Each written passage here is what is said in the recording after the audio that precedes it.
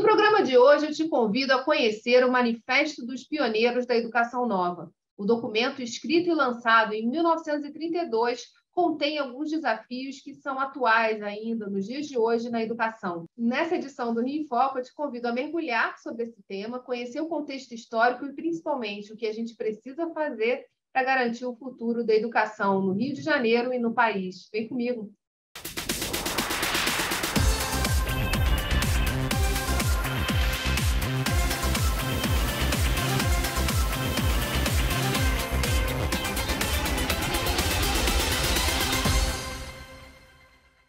O Em Foco recebe hoje o presidente da Associação Brasileira de Educação, Paulo Alcântara Gomes. Olá, Paulo, tudo bem? Tudo bem, como vão as coisas? Tudo ótimo. Nesse ano de 2022, para comemorar os 90 anos do Manifesto dos Pioneiros da Educação Nova, a Assembleia Legislativa, por meio do Fórum de Desenvolvimento Estratégico do Estado, promoveu um evento no plenário da Alerj. Vamos conferir. 1932, esse foi o ano em que 26 educadores escreveram um documento com o título A Reconstrução Educacional do Brasil, do Povo ao Governo. Esse grupo defendia um novo plano de educação em todas as etapas de ensino. E após 90 anos do lançamento desse documento, o Fórum Estratégico de Desenvolvimento do Estado do Rio promoveu um evento aqui no plenário da Alerj em homenagem aos pioneiros da chamada Educação Nova. A importância do Manifesto da Educação, dos pioneiros da Educação Nova, né, ele surge justamente após a Revolução de 30, né, onde houve uma ruptura no Brasil, né, daquele país de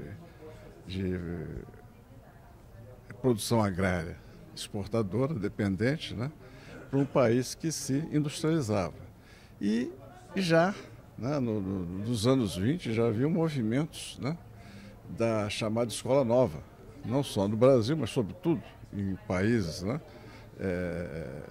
da Europa, como Reino Unido, Suíça, Hungria, Egito, etc., da Grécia também, né, já em finais do século XIX, né, já se vinha falando na Escola Nova justamente em função da questão da industrialização, né? O país vai paulatinamente deixando de ser um país agrário para tornar-se um país urbano industrial, o que coloca a educação num ponto fundamental de ser desenvolvida para atender a nova dinâmica da sociedade, da industrialização, né, na formação das pessoas, na formação para o trabalho, na formação técnica, na formação geral também. Enfim, isso representa uma importância muito grande, já que o manifesto justamente vai estabelecer sugestões para as bases diretrizes da educação nacional. Em parceria com a Associação Brasileira de Educação, o evento reuniu especialistas, autoridades públicas e sociedade civil para pensar sobre a importância do manifesto, das políticas desenvolvidas na época e do que precisamos repensar para os próximos anos. Até então, nós tínhamos uma série de leis anteriores, etc., mas nunca essas leis tinham consolidado ainda o sistema educacional brasileiro. Então, os representantes da Escola Nova, Fernando de Azevedo, Anísio Teixeira, Lourenço Filho, Almeida Júnior, Cecília Meirelles, né, grande poeta nossa, dentre outros, eram 26, né, e eles então se reuniram e lançaram um manifesto ao governo e à nação brasileira, ao povo brasileiro, sugerindo então as reformas, né, os pontos essenciais para uma estruturação da educação no Brasil. Chama-se reestruturação da reconstrução da educação nacional. A história da educação no Brasil ela é marcada por um vai e vem de duas tendências que por vezes se contradizem, que é uma tendência de centralização, que tem a ver com a origem da educação do nosso país, e uma tendência de descentralização. A origem disso tudo talvez esteja no nosso passado ibérico, no Brasil colônia, em que naquela época a coroa portuguesa precisava, no espírito da contra-reforma, eles precisavam controlar o que se ensinava e o que se aprendia. Então o espírito ali era de um certo receio de que o conhecimento fluísse de uma forma livre. Isso ficou arraigado na nossa cultura de alguma forma. vai-se o Império, vem a República, nós estamos comemorando 200 anos de República e até hoje a gente ainda se debate nesse vai e vem, entre centraliza e controla e descentraliza e permite que o conhecimento flua. O Manifesto dos Pioneiros da Educação Nova, o qual a gente está comemorando agora 90 anos, ele já discute um pouco isso e já exortava a liberdade e a flexibilidade, por um lado. Por outro lado, era importante que o Estado tomasse a liderança e pautasse o que se deveria ensinar e aprender. Nesse vai e vem, nós já estamos desde então na terceira LDB. Houve uma em 61, houve a de 71, estamos agora na de 96, que fez ano passado 25 anos, um quarto de século. Então, assim, é uma longa história que a gente traz, que a gente tem para trás. E a atual reforma, portanto, não é algo que surge de uma forma recente, ela não brota anteontem. Ela é antiga e é um longo debate que a sociedade brasileira vem fazendo. O que a gente pode dizer é que desde 71, as atuais gerações de educadores, de professores, mesmo nós, não vivenciamos uma flexibilidade curricular mais efetiva. Caminhou todo mundo debaixo de um currículo unificado. O impasse que os educadores estão vivendo agora é que a atual reforma, ela liberta, ela concede a escolas, a professores, ao magistério em geral, ela concede a tão sonhada autonomia. A gente está tendo que, depois de 50 anos de currículo unitário, a gente está podendo caminhar agora sem tutela. É um momento precioso, é um momento que foi construído ao longo de muito tempo e do qual que reconhece e respeita a competência do magistério, do professor, da figura do professor, reconhece que ninguém melhor do que ele vai poder decidir, definir e discernir o que ensinar. Enfim, é um momento a ser aproveitado, a ser valorizado e com vistas aí aos próximos anos, na Agenda 2030, né? O que vem pela frente aí para as novas gerações. Em 2012, o mesmo evento também foi relembrado no plenário da antiga Assembleia Legislativa. Os 80 anos de comemoração foi marcado pela presença do ministro da Educação, na época Aloísio Mercadante, que recebeu uma carta-compromisso do Estado com a educação e a inovação. Paulo, esse evento foi um marco importante, né? Dos 80 anos e 90 anos agora a gente também comemorou essa data, relembrou a importância do manifesto. Por que esse documento, ainda hoje, é tão importante na história da educação brasileira? Bom, em primeiro lugar, é preciso entender o seguinte: esse documento foi o coroamento de uma série de documentos elaborados pela Associação Brasileira de Educação a partir de 1924, quando ela foi fundada.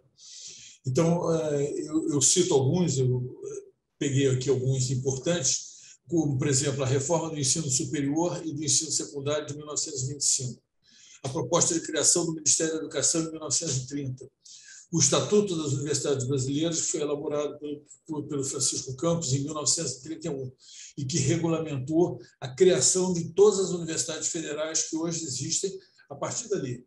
A Lei Orgânica do Ensino Secundário, também de 31, e a autorização para o ensino religioso nas escolas públicas, também datada de 1931. Em 32 veio o Manifesto da Educação Nova, que foi elaborado por um conjunto de educadores e pessoas que estavam ligadas ao processo de desenvolvimento da educação brasileira. Então, o documento teve uma grande importância, porque ele deu as normas gerais para que a educação brasileira tivesse meios de progredir e de oferecer novas alternativas para a juventude. O documento surgiu a partir daí e teve grande importância por causa disso. É claro que a situação era outra. A educação brasileira, nessa época, era essencialmente pública. E isso se modificou ao longo dos anos, e hoje nós temos uma forte componente do ensino privado no Brasil, e que naquela época não foi considerado. Tem também a questão de que muitos dos jovens e crianças não estavam no sistema educacional, né? Isso é uma longa evolução que foi acontecendo ao longo dos anos. E aí o que eu acho interessante da gente tratar aqui, né? Quer dizer, fazendo um paralelo com o que foi discutido no próprio evento dos 90 anos do plenário da LERJ, foi justamente entender aqui qual o contexto hoje em que aquele documento de 1932 recupera ou reforça os pontos que são os desafios hoje da educação? O documento de 32, ele essencialmente ele visava modernizar e democratizar o acesso à escola. Esse era um dos pontos críticos do documento que era levantado naquela época. Ou seja, a ideia fundamental era, como você afirmou, e isso é importante, atingir o maior número possível de pessoas num país de grandes diversidades, de grandes desigualdades, tanto desigualdades sociais como regionais. E o documento visava a estabelecer padrões que seriam utilizados por toda a nação nesse processo. É interessante fazer uma observação aí, que é a seguinte: hoje em dia nós ainda lutamos, é um desafio que nós temos, implantar a Base Nacional Comum Curricular, que foi estabelecida pelo Conselho Nacional de Educação na década passada, na altura de 2018 ou 2019. Então, nós ainda temos dificuldades para estabelecer uma base nacional curricular comum para todas as regiões do país. E isso é um ponto crítico.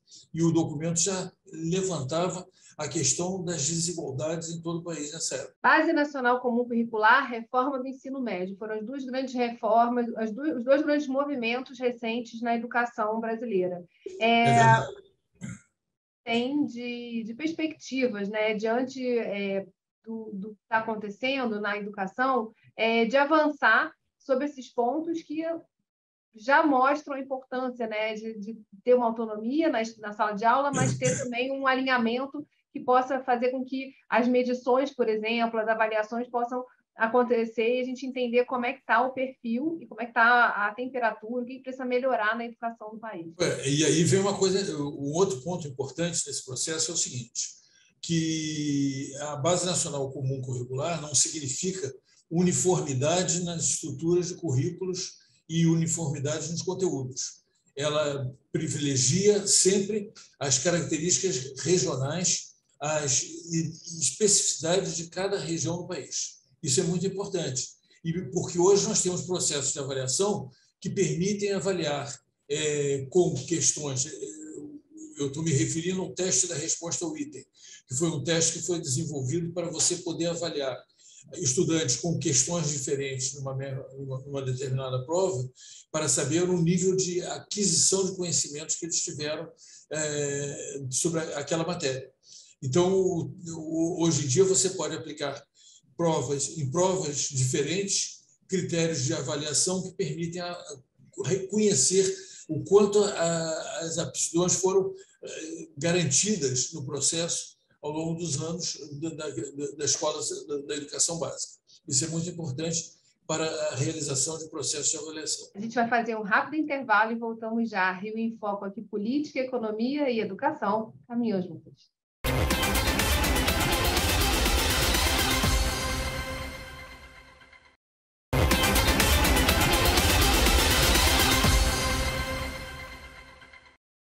Durante o evento que comemorou os 90 anos do Manifesto na Assembleia Legislativa, a Associação Brasileira de Educação trouxe a público o projeto Capítulos da Educação Brasileira, que faz parte do acervo do Museu Virtual de Educação. Na entrevista a seguir, o vice-presidente, Delmo Morani, fala sobre a continuidade desses dois projetos. Nós iniciamos o ano de 2023 com uma série de eventos que representam o início da comemoração dos 100 anos de existência, mas que obviamente estão absolutamente linkados ao momento que nós estamos vivendo de transformação no campo educacional. Temos pela frente aí o grande desafio de implantação da nova Base Nacional Comum Curricular. É preciso que coloquemos muito em discussão, e esse é um dos temas caros à ABE, a questão da formação docente. O que se projeta para a ABE neste futuro próximo dos próximos 2 anos, é abrir um debate intenso com relação a esses temas, né? E preparar da forma como eu procurei expor rapidamente ali na abertura do evento, preparar a ABE para ampliar o debate no campo educacional para todo o país, utilizando as novas tecnologias e a partir do sucesso do Museu Virtual da Educação e do projeto Capítulos da Educação Brasileira. história é escrita no dia a dia, mas na maior parte do tempo estamos tão ocupados que perdemos a oportunidade de contar e dividir com o próximo tudo o que aprendemos ao longo do caminho e como chegamos às decisões, sejam elas grandes ou pequenas nesse percurso.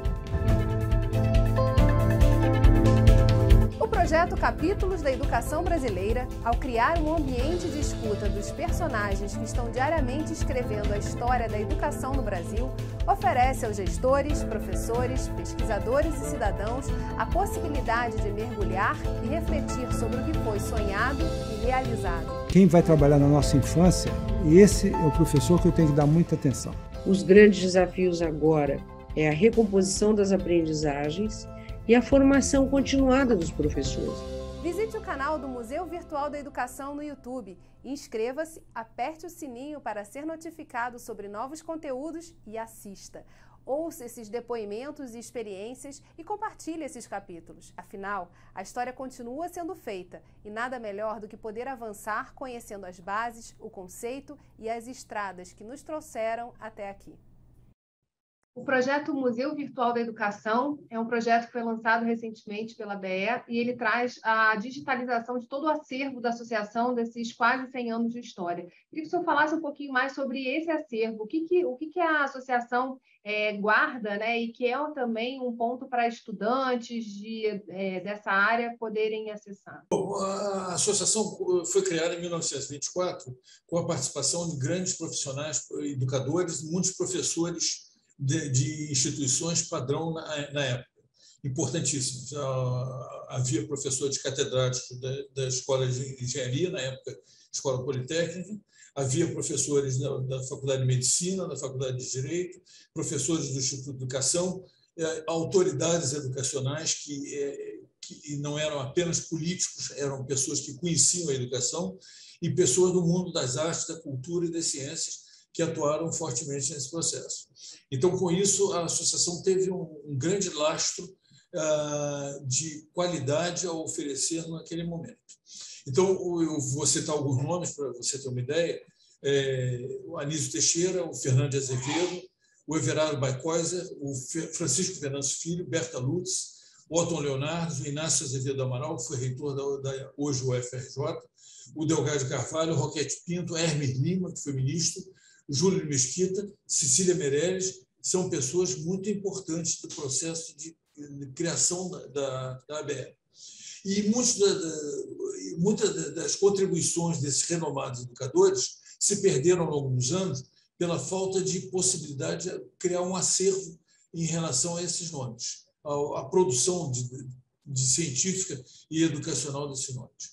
A ideia do projeto do Capítulo da Educação foi de que nós pudéssemos, ao longo dos anos, ir recuperando o acervo, esse acervo, recuperando a contribuição de cada um deles e colocando essa contribuição à disposição dos educadores e pesquisadores do Brasil que estejam interessados com o desenvolvimento da educação brasileira.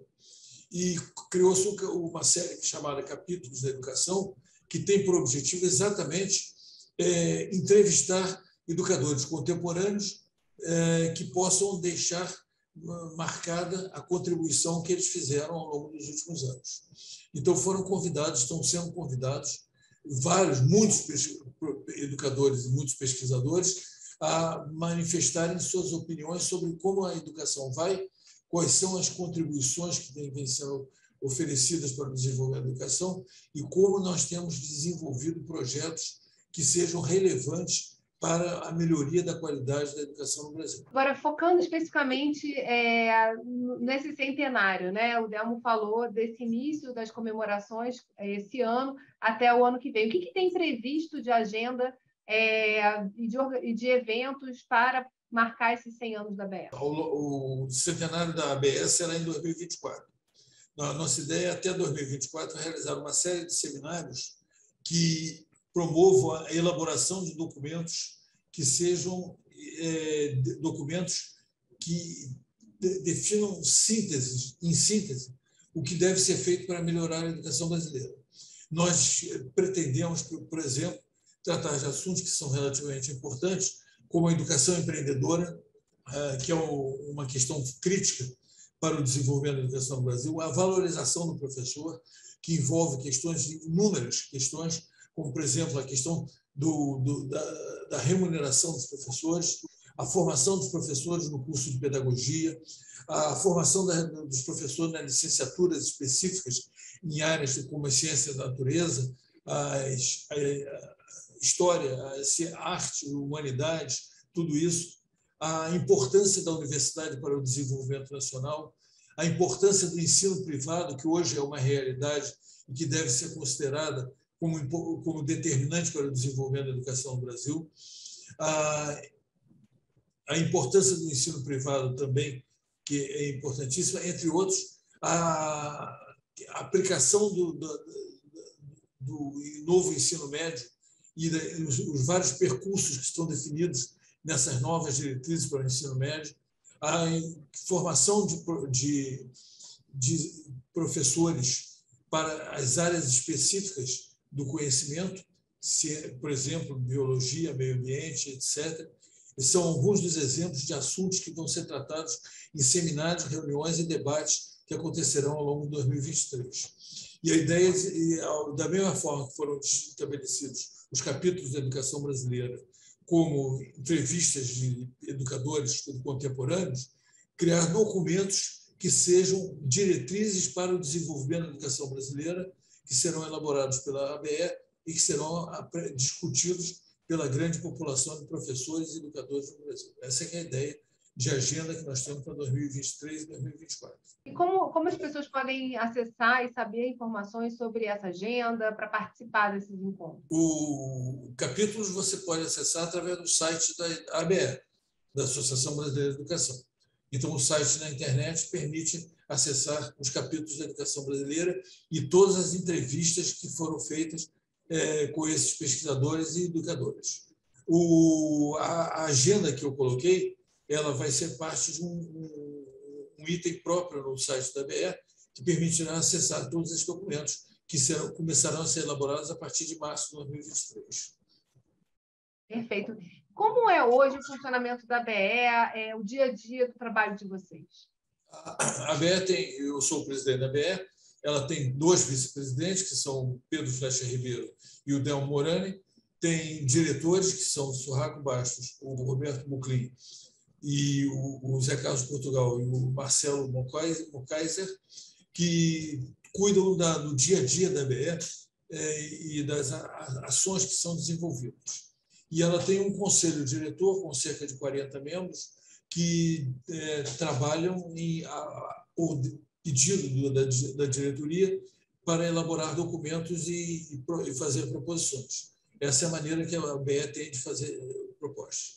Ela tem um newsletter que é colocado periodicamente na página da ABE e distribuído aos seus associados, e nós queremos aumentar o número de associados para que tenhamos mais resultados e mais gente participando desse processo de discussão e de debate, e, ao mesmo tempo, ela tem editoriais que são elaborados periodicamente também, junto com o newsletter, que colocam questões cruciais para a educação brasileira. Essa é a forma de funcionamento. A gente vai para um rápido intervalo e voltamos já. Rio em Foco aqui. Política, economia e educação caminham juntas.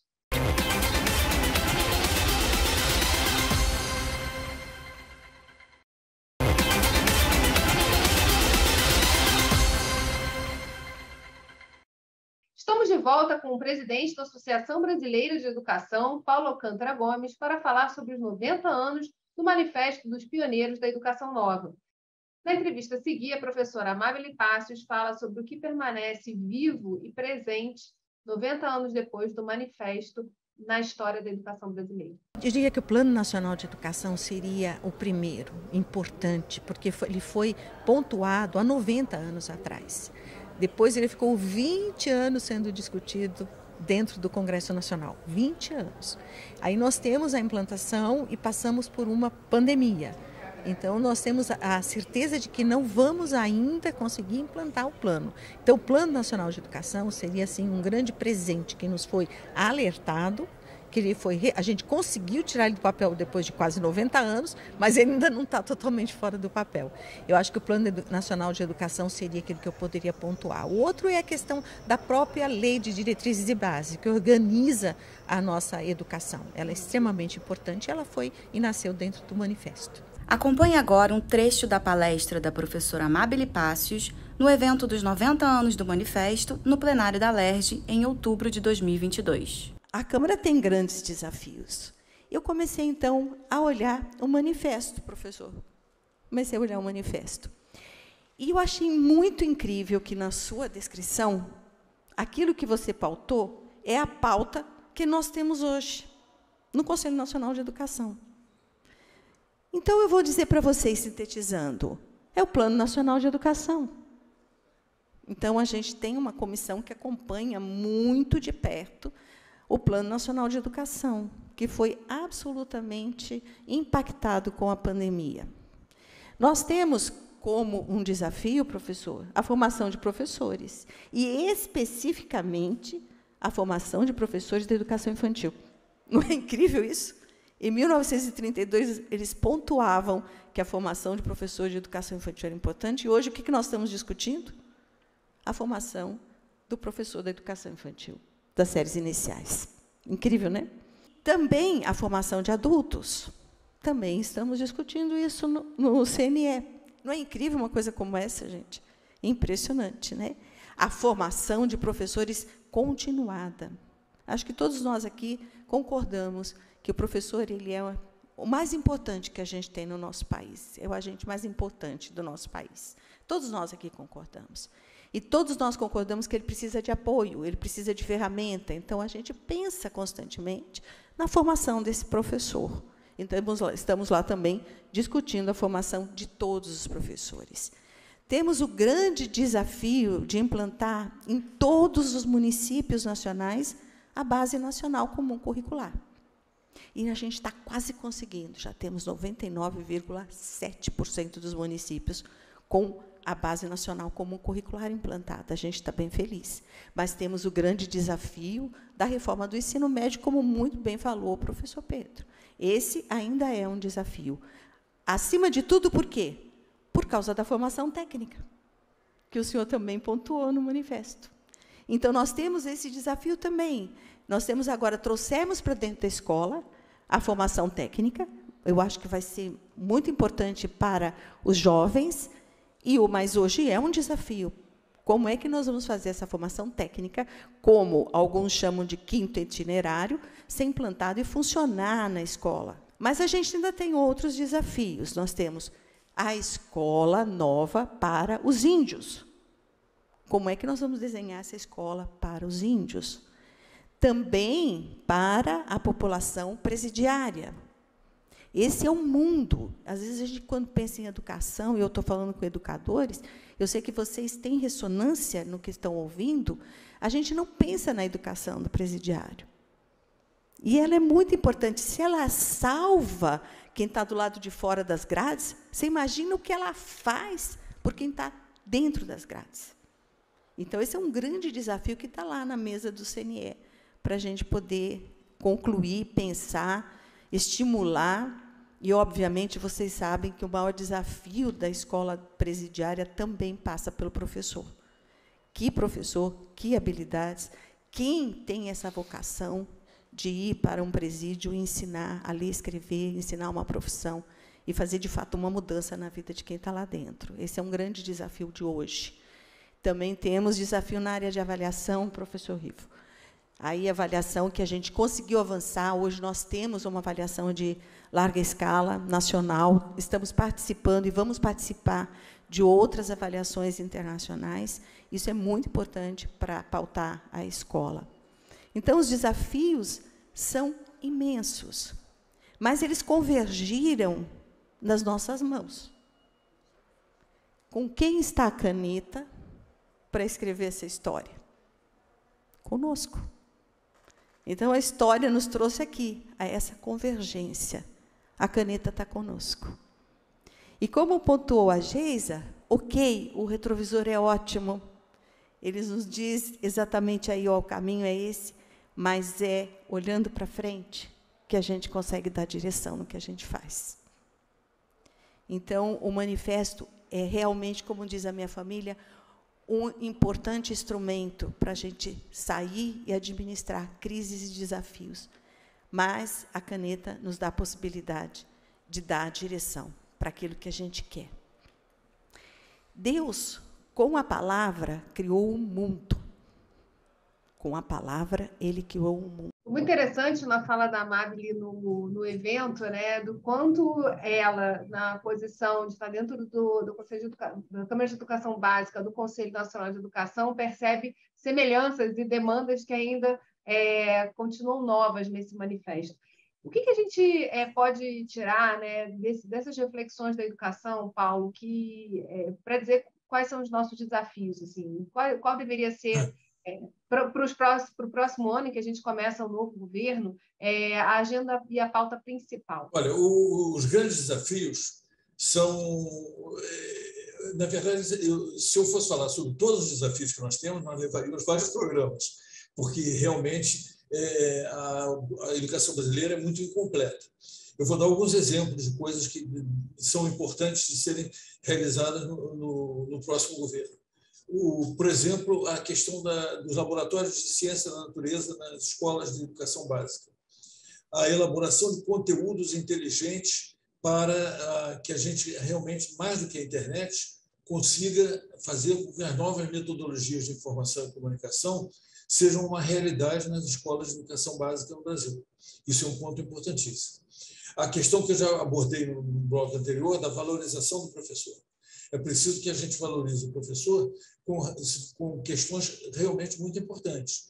Por exemplo, os salários. Os salários dos professores precisam ser modificados, porque a educação fundamental e o ensino médio são determinantes para o crescimento da qualidade dos nossos profissionais no setor produtivo. Então, nós temos que fazer com que os professores sejam melhor qualificados também e melhor remunerados nesse processo. A questão da educação inclusiva, que é fundamental num país como o Brasil, então, não só pelas diversidades regionais e espaciais, portanto, e sociais, como também pelas pessoas portadoras de deficiência que devem ser atendidas nesse processo. A questão do livro didático, que é um ponto crítico e que precisa ser estimulado e precisa ser assegurado na educação fundamental e no ensino médio. É um ponto crítico também. E eu poderia passar aqui algumas horas falando sobre desafios que nós temos pela frente e que foram colocados no documento de 90 anos atrás e que hoje ainda não foram resolvidos. Quer dizer, como disse a professora Amabile Passos, nós temos pontos críticos, como, por exemplo, a LDB. Nós estamos caminhando para... Nós temos 3 LDBs. Temos a LDB de 1961, que veio a partir da Constituinte de 46. Temos a LDB de 1996, que veio a partir da Constituinte de 88. E tivemos uma LDB intermediária aí em 71, que foi baseada na Lei 5692. Então, há pontos que foram levantados e que não foram resolvidos. O novo ensino médio aborda um caminho para a educação técnica, é verdade. Só que a educação técnica ainda é um ponto crítico a ser resolvido. Nós não conseguimos ainda ter uma educação técnica profissional que seja capaz de atender às demandas e necessidades da indústria e do setor produtivo de uma forma geral. É um ponto que tem que ser abordado com muito cuidado e estrategicamente determinante para o desenvolvimento de novas oportunidades no mercado de trabalho. Tem um ponto interessante, né? Que com a pandemia, esse gap na educação, a demanda e os desafios se ampliaram. A gente passou aí 2 anos com escolas que conseguiram manter o ritmo e ensinar o aluno de forma remota emergencial, escolas que fecharam e todo um ambiente, né, que se transformou no entorno disso. Como a gente pode também absorver esses desafios colocados pela pandemia que aceleraram processos digitais importantes? Bom, primeiro você tem que ver o seguinte, a pandemia trouxe uma nova realidade. porque as novas tecnologias da informação e da comunicação elas foram introduzidas em muitas escolas, mas não em todas. Há um fato concreto que é o seguinte: na dimensão continental do Brasil, nas diversidades que nós temos, nas especificidades regionais, nem todas as escolas, e isso foi um contingente elevado, nem todas as escolas conseguiram implantar as novas tecnologias de informação e comunicação sob a forma de ensino híbrido ou educação à distância. E terminada a pandemia, ainda não terminou a pandemia, mas já diminuiu bastante, nós temos ainda pontos críticos a resolver. Como fazer com que essas novas tecnologias sejam um elemento determinante para a melhoria da qualidade do ensino. Então, esse é um ponto crítico. É preciso formar professores para a utilização adequada dessas novas tecnologias. É preciso introduzir nas escolas, em todas as escolas, e eu falo na educação média, no ensino, na educação fundamental e na educação superior, na educação técnica, é preciso introduzir as plataformas educacionais que vão permitir a melhor aprendizagem. É preciso estabelecer meios de acesso às bibliotecas informatizadas. Hoje, as bibliotecas informatizadas fazem parte do dia a dia na maior parte das instituições de ensino em todo o mundo. No Brasil, isso ainda não acontece. É preciso fazer com que ocorra de fato. São exemplos de como isso tem que acontecer. E falando especificamente, né, do aproveitamento desse conteúdo que hoje está disponível na rede mundial de computadores, mas não necessariamente é utilizado e aplicado na educação. Como fazer essa ponte? Olha, é preciso que nós consigamos desenvolver essa questão das plataformas. É preciso que haja plataformas que deem acesso a conteúdos inteligentes, deem acesso a bibliografias e a meios de trabalho para professores, principalmente, e para estudantes. Isso é fundamental. O diálogo sobre a educação, as idas e vindas, elas partem de uma equalização entre o político e o técnico. Há uma série de instituições no Brasil discutindo a educação, trazendo questões que precisam se avançar e também contribuindo para esse debate político, a definição dessas normas, dessas diretrizes, o que tem que acontecer no país. Como é que tem sido esse trabalho de articulação na sua visão? Falta participação ou essa participação ela não chega a quem toma a decisão? Não, hoje em dia essa participação é rarefaita. Ela não existe uma necessidade de uma participação mais efetiva das escolas nesse processo. E há questões políticas, há questões de diretrizes nacionais que devam ser realmente implementadas. Porque, como disse a professora Amabile, que é conselheira do Conselho Nacional de Educação, é preciso tirar do papel as estratégias e diretrizes e transformá-las em ações práticas. E essa é uma dificuldade que nós temos, em função de problemas que são inerentes a quase todos os estados, à exceção de algumas regiões da grande região sudeste. No resto do Brasil, nós temos problemas enormes a resolver com a ausência de informações, com a má formação de pessoas, com a ausência de estruturas de apoio político, né, nas secretarias municipais de educação e nas secretarias estaduais, que muitas vezes prejudicam a implementação dessas novas diretrizes. A gente vai para um rápido intervalo e voltamos já. Rio em Foco aqui. Política, economia e educação caminham juntas.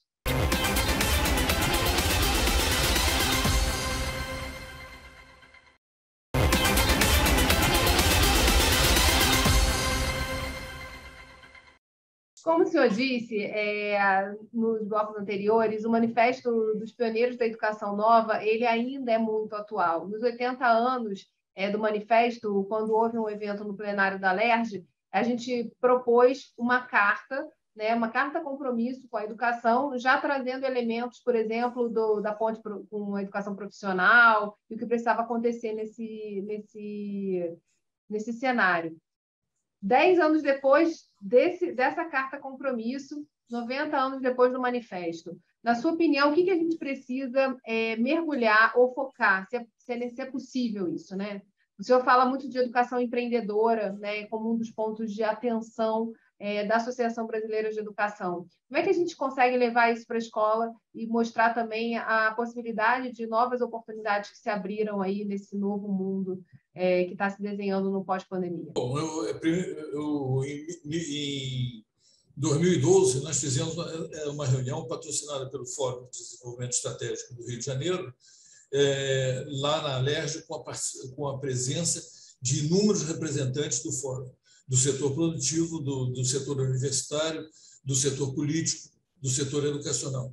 E esse documento ele tinha algumas diretrizes gerais a serem seguidas, que foram até aplicadas pelo governo do Estado e pelos municípios em alguns momentos, mas não foram pelo Brasil inteiro.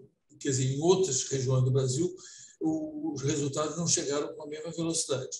Mas nós tivemos três variáveis importantes nesse processo. Uma maior atenção aos planos nacionais de educação, que continuam não sendo cumpridos, uma maior atenção ao estabelecimento de uma base curricular comum curricular nacional, e uma base nacional comum curricular, que foi objeto de uma deliberação do Conselho Nacional de Educação, e uma maior atenção à formação do ensino médio, uma nova estrutura que envolve percursos diferenciados, que vão desde as ciências da natureza até as artes e humanidades e passam pela formação técnica e profissional. Isso foram avanços significativos, mas foram avanços que ainda estão no papel. É preciso que eles sejam transformados em realidades, a serem realidades no ambiente dos estados, dos municípios, das escolas, dos professores e das famílias. Isso é absolutamente fundamental nesse processo. E realmente, eu diria que nós demos passos largos à frente, mas que estamos ainda muito longe daquilo que precisamos, que é atingir a todo o contingente de escolas no Brasil e as famílias, as crianças, aos jovens, aos adultos, com esses aspectos foram já mencionados. É preciso que nós consigamos introduzir nesse processo novos mecanismos de formação de professores. É preciso que a educação empreendedora, por exemplo, que é uma educação em que você trabalha para empreender, para gerar novas iniciativas, para fazer com que a micro e a pequena empresa sejam parte do processo de formação dos profissionais, dos jovens, das crianças, seja atingida no Brasil como um todo. Então, eu acho que esses são pontos que são considerados determinantes para o desenvolvimento da educação no Brasil. Sem educação, não adianta nós termos uma economia forte, porque, aliás, ela só será forte se nós tivermos uma boa educação. Não adianta nós pensarmos em profissionais bem empregados, que também isso só ocorrerá se nós tivermos esses profissionais bem qualificados pela escola, pela educação fundamental, pelo ensino médio, pela educação superior. O senhor citou uma quantidade grande de instituições presentes na comemoração dos 80 anos. Qual é a importância dessa articulação entre as instituições para a definição dessa prioridade, quer dizer, para marcar a prioridade sobre a educação para que a gente possa ter o desenvolvimento não só no Estado, mas no país? Bom, a importância dessas associações e organizações de todos os setores é fundamental. E é muito difícil fazer esse tipo de reunião. Reunir essas pessoas é muito difícil. Aqui no Rio de Janeiro nós temos um ponto alto, que é o Fórum de Estratégia de Desenvolvimento Regional, porque ele realmente faz essa articulação entre setor produtivo, academia, setor político e sociedade como um todo. Então, o Fórum ele conseguiu desenvolver mecanismos de articulação que foram extremamente eficientes ao longo dos últimos anos. Eles conseguiram produzir mecanismos de associação entre esses vários segmentos para que a educação conseguisse se desenvolver. Então, sem o Fórum, isso dificilmente seria atingido. Eu tenho, aliás, os 90 anos, os 80 anos, os 90 só darão resultados positivos se nós tivermos a continuidade do Fórum. E os 80 só deram esses resultados porque o Fórum atuou fortemente com suas câmaras setoriais. essas câmaras setoriais foram importantíssimas nesse processo. Antes de ressaltar e registrar isso aqui no programa, né? A gente não tinha, na formação em 2003, do Fórum de Desenvolvimento Estratégico, na aprovação do projeto de resolução, uma Câmara voltada para a educação. E, a partir desses debates do ingresso da Associação Brasileira de Educação no Fórum de Desenvolvimento, foi criada uma Câmara Setorial de Formação Profissional e Educação Continuada, justamente para poder mobilizar as instituições e chamar também o papel do Poder Legislativo e das instituições que atuam na área da educação, a gente fala aí das federações, do Sistema S, das universidades, enfim, para essa questão, né, de como é que a gente pode colocar a educação aí no centro dos debates e também das ações de desenvolvimento do Estado. Queria que o senhor falasse um pouquinho, para a gente já está caminhando aqui para a finalização do nosso programa, sobre o papel do Legislativo, né, desse diálogo permanente estabelecido com o Poder Legislativo. O que o Legislativo pode fazer também para que esse tema não saia de pauta? Bom, o Legislativo pode fazer muitas coisas, porque ao lado das estratégias, das diretrizes nacionais que são estabelecidas no Conselho Nacional de Educação, existem diretrizes estaduais que são estabelecidas no ambiente de cada órgão da federação. E o Legislativo pode atuar em relação a isso. Para isso, a Assembleia Legislativa tem a Comissão de Educação e tem a Comissão de Ciência e Tecnologia, que são decisivas para que sejam estabelecidos novos critérios e novas políticas que atendam às escolas das secretarias estadual de educação, ao ensino técnico. Inclusive, aqui no estado do Rio de Janeiro e em alguns outros estados, nós temos organizações destinadas ao ensino técnico, como a FAETEC, aqui no Rio de Janeiro, e também a questão da formação do professor no estado e da valorização do professor, com o estabelecimento de políticas de tempo integral, políticas de educação continuada para os professores, políticas salariais. Tudo isso depende de um papel mais efetivo da Assembleia Legislativa. Nós estamos vivendo uma fase de mudança de legislatura agora e, evidentemente, que isso tudo será abordado na próxima legislatura, quando vierem à tona questões ligadas à necessidade do desenvolvimento desses aspectos a que eu me referi. Há também questões fundamentais que são orçamentárias. É preciso que sejam alocados recursos financeiros, por exemplo, para bibliotecas, para melhoria dos meios de comunicação e de informação, pela internet nas escolas, pela utilização de plataformas educacionais, ponto crítico e importantíssimo para a melhoria da qualidade da educação e que devem ser abordados e que vão depender essencialmente de uma ação mais efetiva da Assembleia Legislativa. Professor Paulo, muito obrigada por ter participado do nosso programa, ter aberto um espacinho aí na sua agenda para poder reforçar também aqui, às 10 horas da noite, no nosso Rio em Foco, a importância, né, de resgatar esses documentos, mantê-los vivos como um caminho para a gente poder avaliar o que já se avançou e o que a gente ainda tem de desafios pela frente. Eu é que agradeço, muito obrigado. Eu acho o trabalho do Fórum extremamente importante e o programa Rio em Foco é a concretização das estratégias e políticas que são estabelecidas e discutidas no nosso Fórum de Estratégia. Muito obrigado. Para você que assistiu a gente até agora, só lembrar que esse programa também está disponível em formato de podcast. Então, é só procurar na sua plataforma de áudio predileta pelo podcast Quero Discutir o Meu Estado.